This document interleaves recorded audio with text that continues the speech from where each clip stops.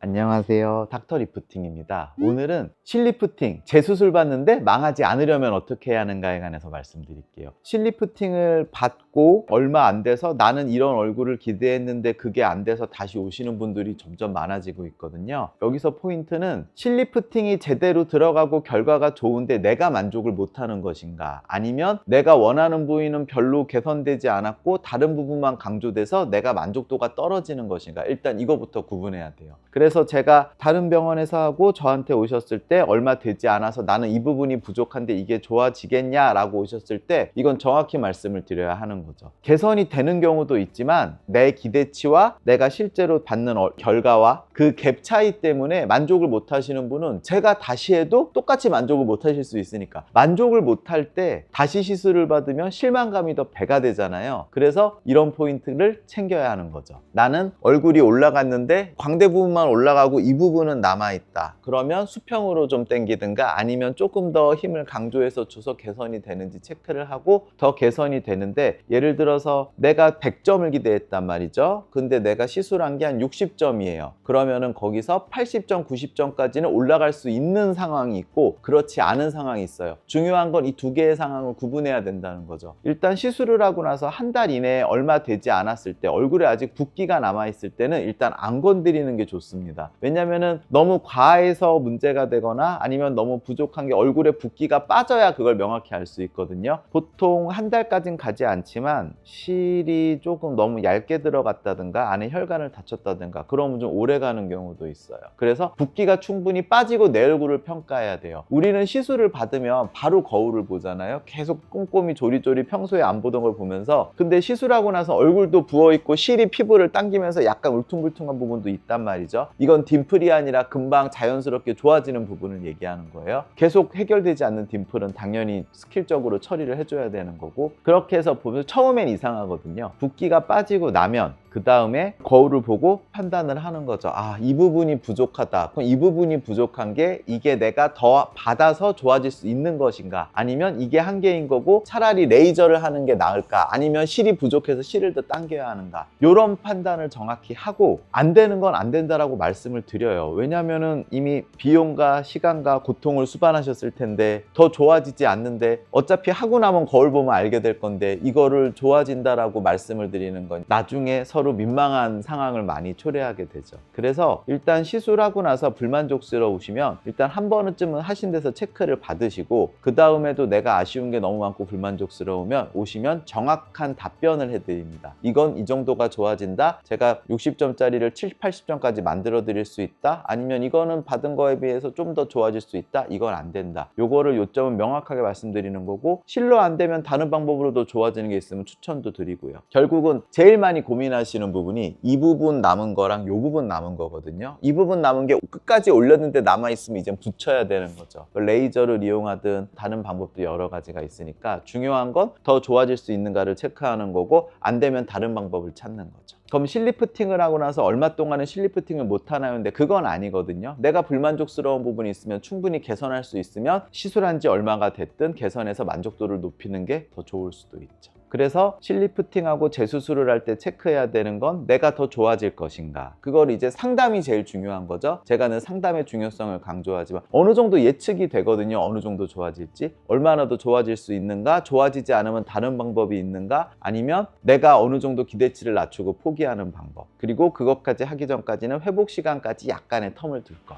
제가 말씀드리고 싶은 건 이 정도였습니다. 재시술을 할 때는 꼭 이런 점들을 고려해 보시길 바라요. 닥터 리프팅이었습니다. 감사합니다.